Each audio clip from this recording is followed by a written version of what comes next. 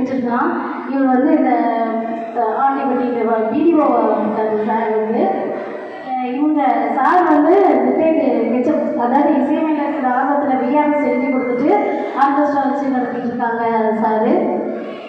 இவங்க வந்து நிறைய ஒர்க்கெல்லாம் பண்ணிட்டு இருக்காங்க, ஸ்டூடியோ வச்சு நடத்திட்டு இருக்காங்க இவங்க பயமா.